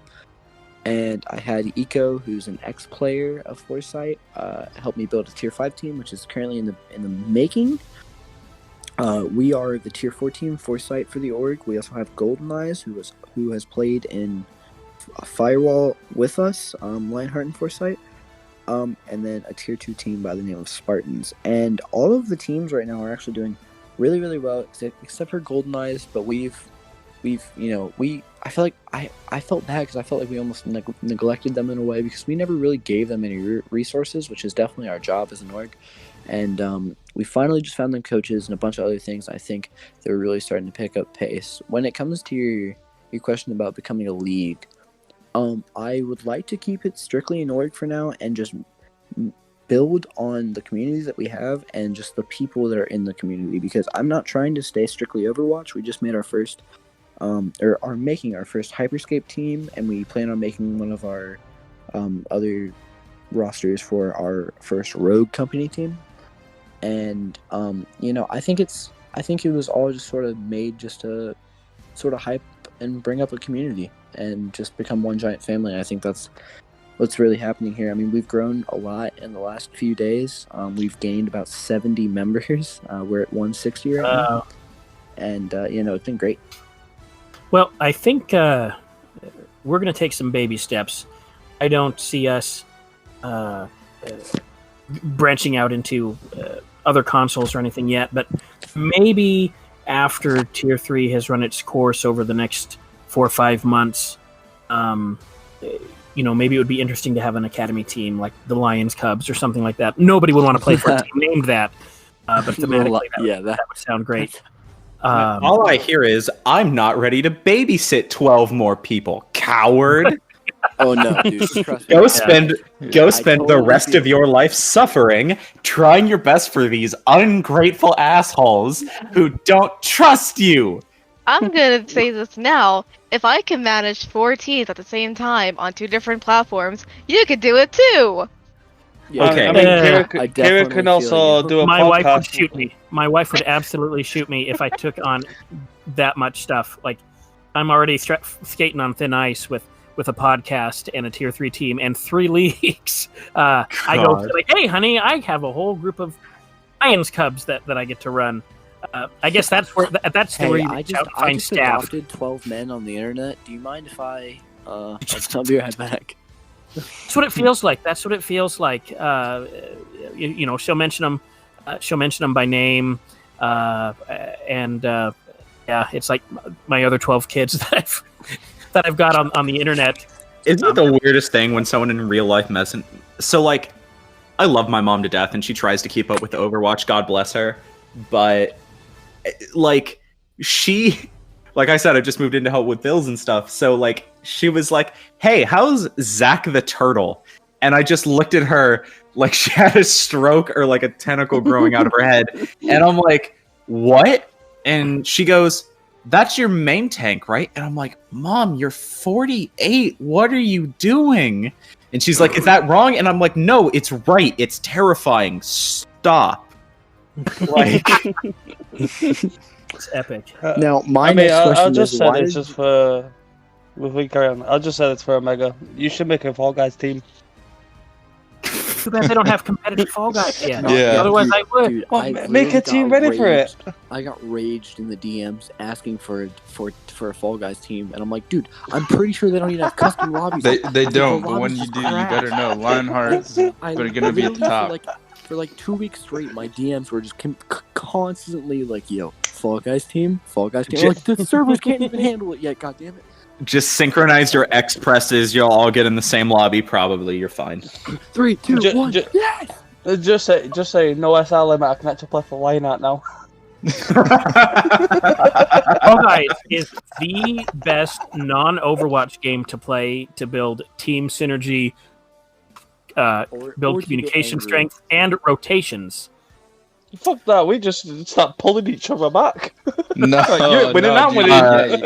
I kick and I play. You're the That's type of a player real I hate. communication, man. I You're the camp the person who finish just line throws and knock the guy that's in second place like off the cliff so he fails. Like, that's the kind of guy I am. Oh, why is that not surprising? Because Dude, I'm the a type monster. I'm the type of guy that like purposely loses and like hold like you like the race one. You just hold them like way before the race so that neither of you can get there. Oh, you're one of the even. If I don't you know. were God damn it, better, we're coming first. I don't. if you were better, you wouldn't get trolled by me. What is the lesson we've taken from this? It's like Be the better same than you. player Yes, has, like, it the is. Same mentality. It's like that mentality of like battle royale style where you're both in like the outside of the zone, but you still shoot at me, and I'm like, you bitch. just run. All right. Well, with that, we'll move into the roundtable. We'll go ahead and finish off the discussion that we kind of started at the beginning, which is the current meta. Does anybody have anything they want to add? Okay, I'll say It's one trash. thing. I don't play comp as much as I used to. I barely play at all. I really just play Fall Guys and write all the D&D for like the group, write all that extra stuff. And Neverwinter too. So I haven't played comp in a while, but I hopped on last night to play a game as Ryan. Just to see how awful it was. And oh my god, I've never come closer to just drinking bleach than in that moment. Because my god, I could not do a single thing. It was awful. I cried, and then I switched to Hog, and then I cried some more. I found out that in this meta, if you want to play Ryan, you must treat yourself as a one-shot battering ram, where you're just like, fuck it, I'm gonna charge the Hog into the backline and hope my team wins. Yo, I can climb the 3K on Lionhardt if that's all I gotta do. Yeah, that's all you gotta do. Literally, I contemplate in my head, I'm like, if I charge him 50 feet away, and he kills me, but he still has to walk back, that's approximately 13 seconds, and then, okay, my Widow can get a pick. It's worth it, it's worth it. Go, exactly. You just main hear the tank. hooker, you hear a bubble, and you just...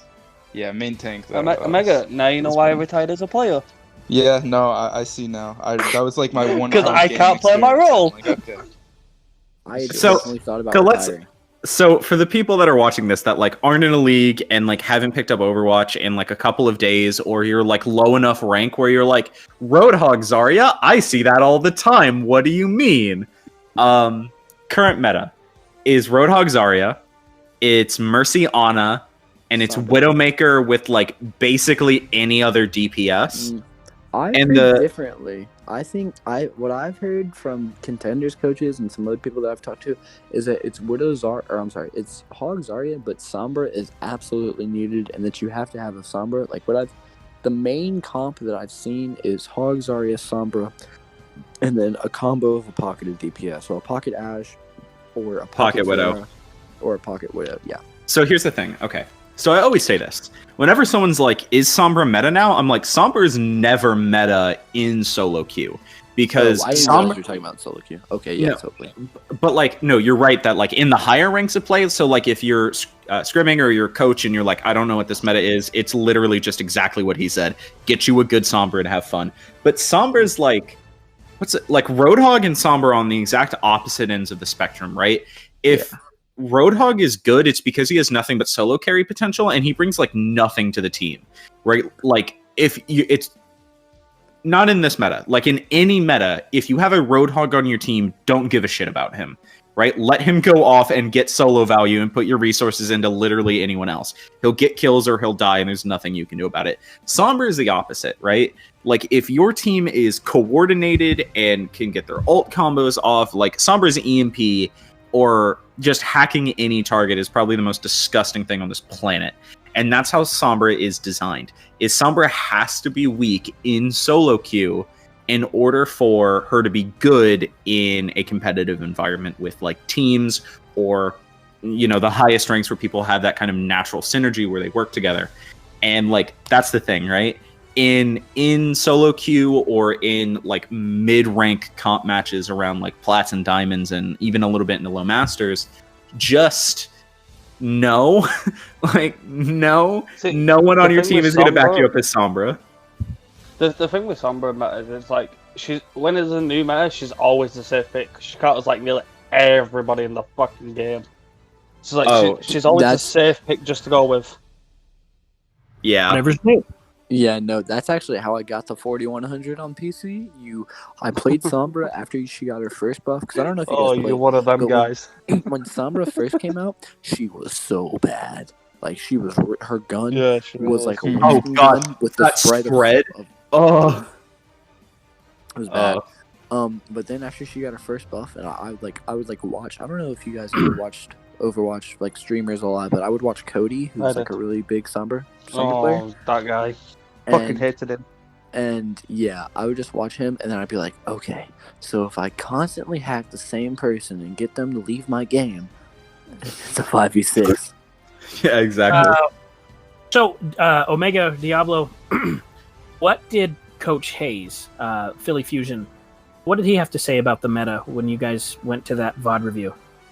What did he say? He said, still, he was like, Ryan, what was it? Like, straight up Brawl was like still like an S tier comp with like the Mei and the Reaper, Lucio Moira.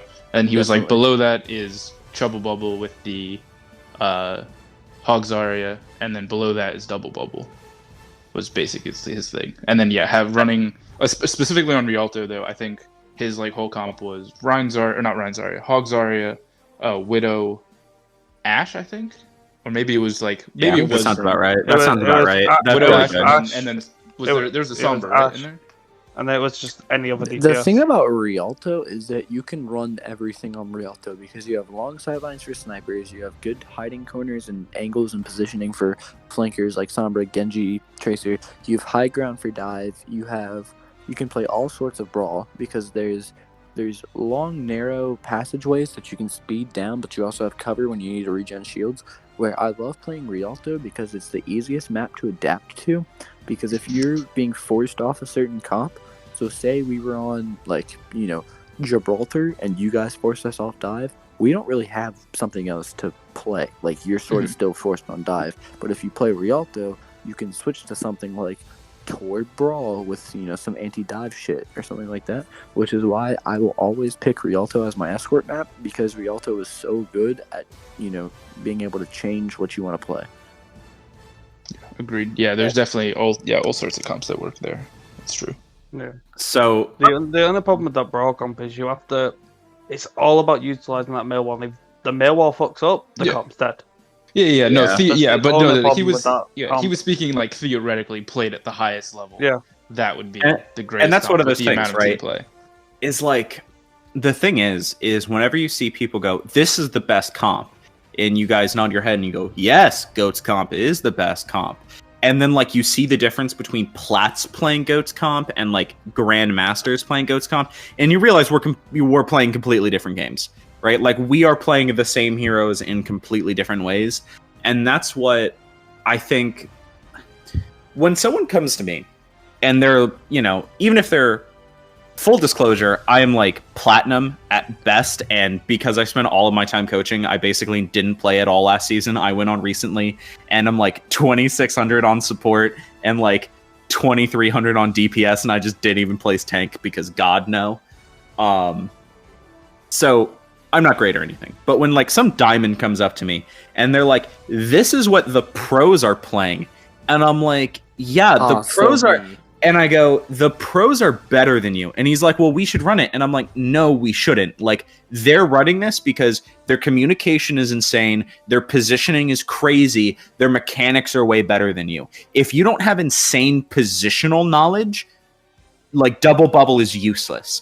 Like, a team that is below Masters and sometimes even below GM will never make Double Bubble work well because it requires such an insane amount of positional and game sense understanding, right?" Dude, I love Goats is so hard to play because like the microsecond plays on, like, the thing that no one understands about Goats is like in the lower ranks, people just fly in with Goats and like they press bubble on anyone and it's go button, right? But if you like look at the highest ranks, like you will see that if the enemy puts bubble on, like, you've won, right? If the enemy uses projected bubble first, you have won that fight, you know? Or like if the Zen slips a Discord onto that Reinhardt dies instantly. Like, the communication to have that down is way higher than anything you're going to be in plat. And so I always consider this back to like my pizza making background is like, yeah, I could show you the crazy way I make pizza. Like, I've slapped out pizzas by throwing them in the air with like this violent spinning motion, and it's the perfect thickness and there's a crust, right? And so I worked at Domino's, we had regulations. Like, I would throw a pizza in the air and make it in about 4 seconds, like the crust, the dough, in like 4 seconds. And I could teach you how to do that if you had time, dedication, and you no-lifed at Domino's for 5 years, right? But I'm going to teach you how to make this correctly, like the easy way that takes longer. And that's the thing. When some diamond comes up to me and is like, "Why don't we do what the pros do?" And I'm like, because you're not the pros. You don't have the communications. You don't have the mechanics. You don't have the game sense. Like, you lack these things, and I can't teach you those things in a VOD review. Even when I'm doing them for like teams, entire teams, I'm like, So yeah, I could tell you guys, yeah, just be as good as Grandmasters and come back to me, right? And then I'll teach you the pro strats, right? But most of the time, I'm just going to teach you something that is workable and doable at your level. And I think that's what a lot of people miss. Is I've seen teams run like back when Goats was a thing, and I was playing with a Goats team. Like I would see people come out on like Zen Goats, right? Like all the time. Because like Zen Goats was meta, right? And they'd get bodied by our basic ass Moira Goats because like they weren't good enough to pounce Discord targets because they didn't understand. And our Moira just had a lot of healing to make up for the fact that our team's a bunch of idiots and takes way too much poke damage in Goats somehow, right? Like that's the thing. Yeah, Zen Goats is probably the best variant of Goats at the time. Right? But you're not that good. Just play Moira 5-head. Like, so when someone goes, the highest level Brawl comp is S tier, I'm like, yeah, but are we good enough to run that? Because, like, put people on these 6 characters and their win is not the same thing as, you know, yeah, your team is good enough to run this comp. Oh, of course not. Yeah, I don't think we took that as that. But yeah, no, I agree. Some people definitely do. But yeah, we took it as these are like good comps to run, and then seeing if they were playing to our strengths at all. It wasn't just like, oh, good comp, let's play it because we think we're as good as the pros. It was I'm not saying like you took it that way. I'm saying like that's a general statement for everyone. So like if there's any coaches watching this or any captains, like take anything you see in the pros with a grain of salt. If you like double bubble is not really a thing in the lower ranks because it's too hard, right? Like dive meta. Like, it's not playing Tracer Winston. Like, Tracer Winston isn't dive, right? Those are characters that can dive, but it's not dive. Actually coordinating a dive on a single target, that's dive. And fucking no one did it in Platinum. I would know. I was the guy not doing it in Platinum. I think that that's the exact opposite philosophy that I have as a captain / makeshift coach.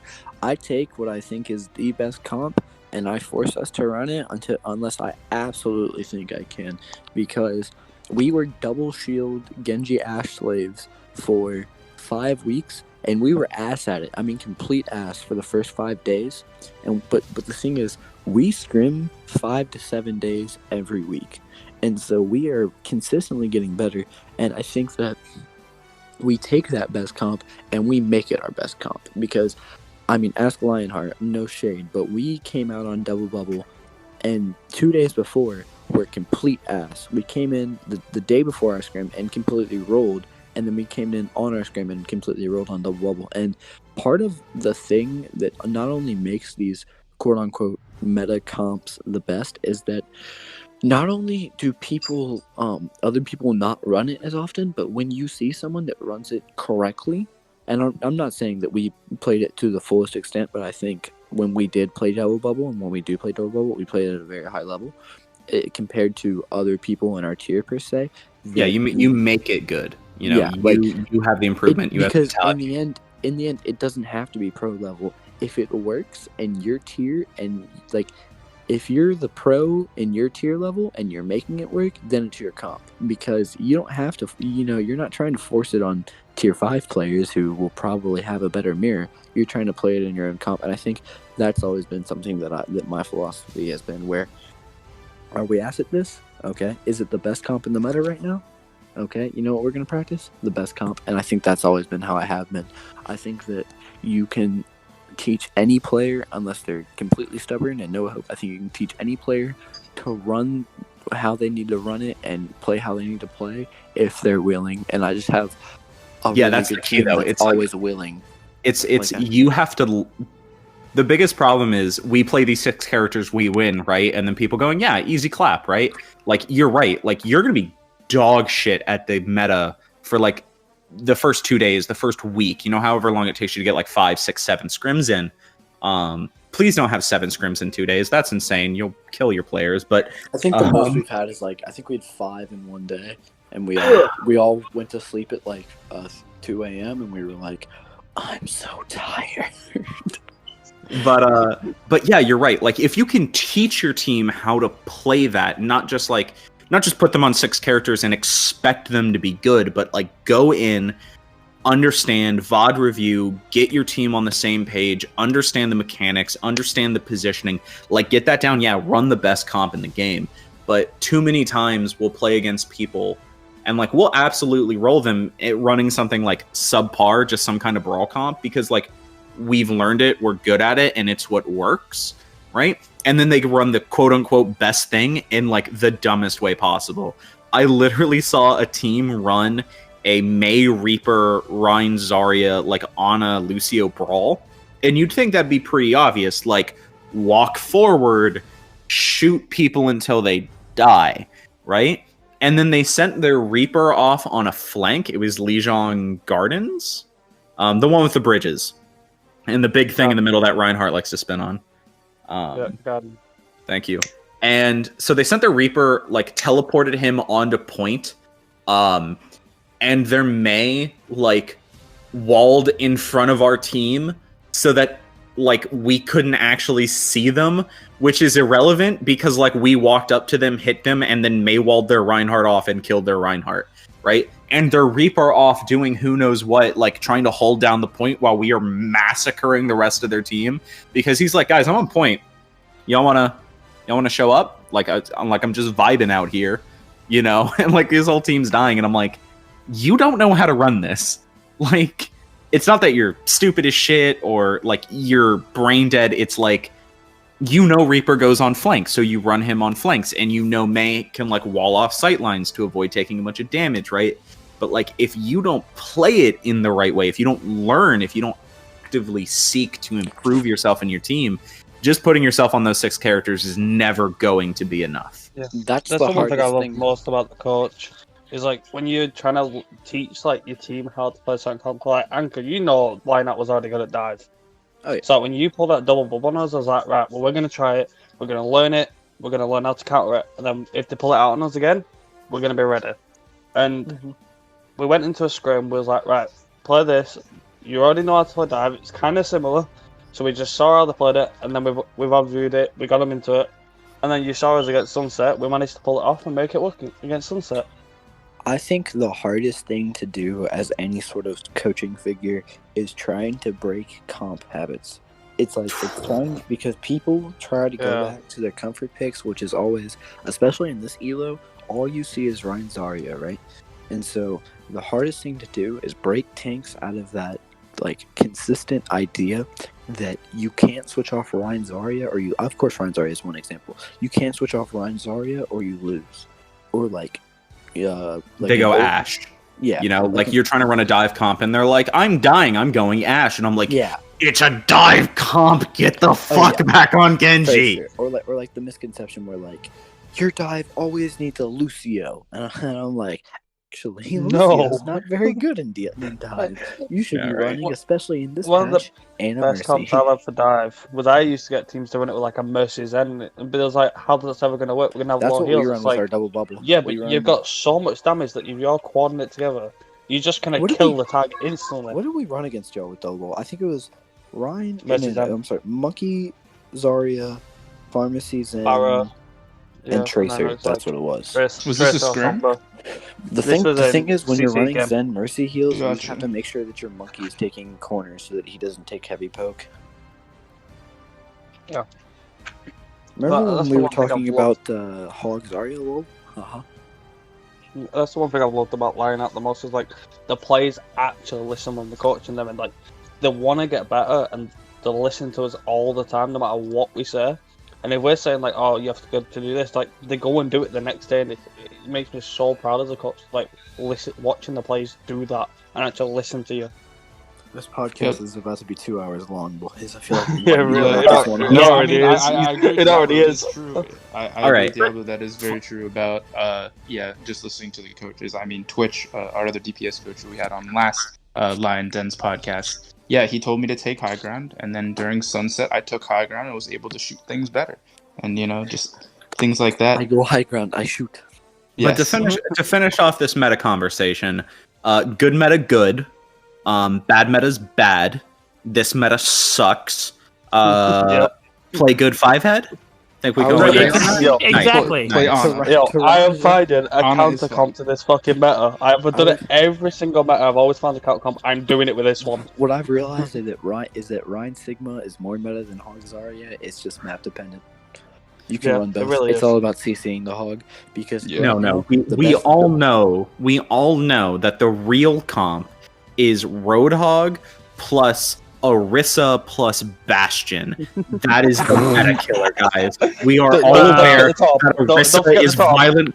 Yeah, we all know that Orisa is violently overpowered. Bastion puts out so much damage, and Tracer is so good in the meta right now. Being able to flank and assassinate all the low health characters with no sustain around. Mwah, love playing Tracer in the current meta. All right, real quick before we finish it out, I want to clarify a misconception. Brig is not dead. She's not terrible. You wanna No, know what she she's is, Brig really players? not. Brig players. You want to know what she is? Balanced. She's Hey, yo, balanced. chill. All right, bro. I climbed to 3800 when Brig was broken. All right.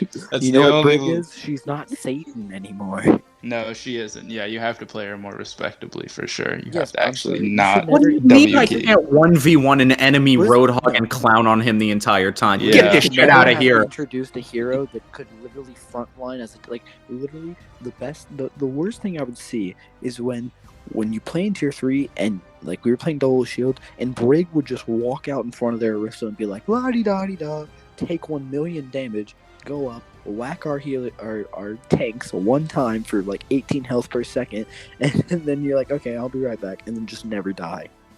Like, Yo, So I have a pass name. tanks. I have a name for the Orisa Bastion Hog comp. We can just Hit call me. that the shit show. Yeah, baby. Yo, how? So Sunset special. here's Damn.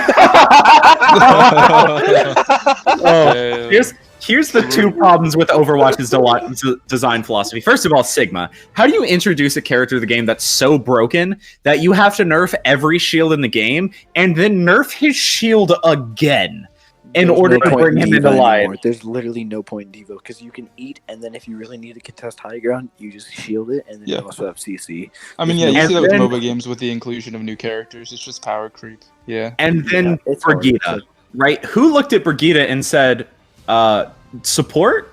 Give her armor. Give her more health than anyone else. Give her a shield too. Do you guys You remember know what when that shield should be Bash able to did do? 50 damage? Do you Yep, remember good when times. Shield Bash went through enemy shields? Who the fuck Oh, was that was like? the You know what worst. Shield All Bash good should do? times. All You know good what this- times. You know what this really long, easy as hell stun to hit should have? The ability to go through shields so there's no counterplay. See, sounds to me. Genius. Jesus Christ. Wow. So to No, finish I, this uh, episode, go ahead. Oh my god. No. I was just gonna say, yeah. If you think about and ponder about why the devs do certain things, it'll just drive you mad. It's just better to. Yeah. Don't think about They're like, that. we It's really like have fucking the- hate Tracer players. It's like asking what came first, the chicken or the egg, or why am I here? You know. It is a circle with no start, much like this podcast has been. Mhm. Exactly. Last but not least, it's just kind of interesting. We've got 3 teams here. We've got Lionhardt, we've got Pandora's Wrath, and we've got Foresight, all of which are competing in the Junkrat Meta League. I believe preseason game actually is this week. Lionhardt versus Pandora's Wrath. Foresight, who's your preseason match We against? already played Resolute, and we beat them. Gotcha. That's Now, surprising. Well done. is this your last league where you're basically playing in the tier 3 numbers, or are you actually up in tier 4 numbers? Not Junkrat Meta League numbers, CGL numbers. Like, are you actually tier 4? So right now, currently league-wise, we're in console contenders, and we're 4-0 there. We're going to be competing in Junkrat Meta League, and then we're going to be competing in Hero Watch. And Hero Watch will be competing in tier 4. But outside of that, after that, we will probably strictly be going to tier 4. If I'm, because I'm assuming Hero Watch, probably should know, but I'm pretty sure Hero Watch ends right before CGL, and CGL will be probably our first major tier 4 league.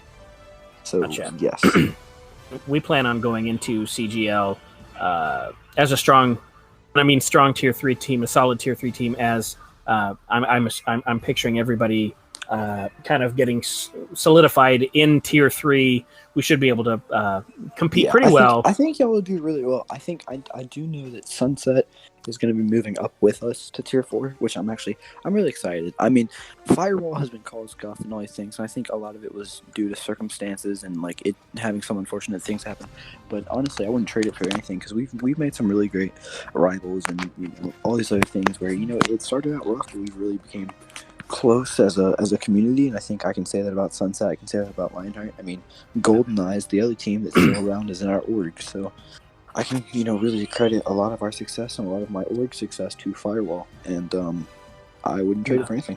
Man, I kind of hate you guys. You guys sound so confident, and like as the resident asshole here, I'm just like, I really hope Pandora doesn't get annihilated. And y'all are like, yeah, we're gonna go in and dominate CGL. Ah! And I'm like, be nice to us, please. Yeah, no, honestly, I'm gonna be honest. I was thinking about this earlier. Hearing you sound so cocky, being the person that I am, I'm just like, dude, I want to scrim them and shit down their neck. Yo, you will have plenty of time to smoke our shit. Like, I'm a cocky bastard, and in tier 3, I ain't got no reason to be this person. Like, I'm swinging this giant cock around, and it is fake. Like, Don't worry. this BDE is the most, like, put upon shit ever. Oh, I wanted to ask, Soul, one thing. So I saw Kai move to Lionheart from Sunset, and I love Kai, the resident Australian. What happened there? Did he just like leave Sunset? Oh, I've got the down low on that if y'all want it. Oh, sure. Got the Now we are a gossip piece. We're damn right we're a gossip End of the piece. Anyway, podcast, gossip. all right, Wait. So you brought me, Annika, and Taylor on, and you didn't expect it to be gossip? I mean, I Shit on would wrong people. shit on NA. Just to repeat, so I can like send this to NA ult management and just be like, go right to the end.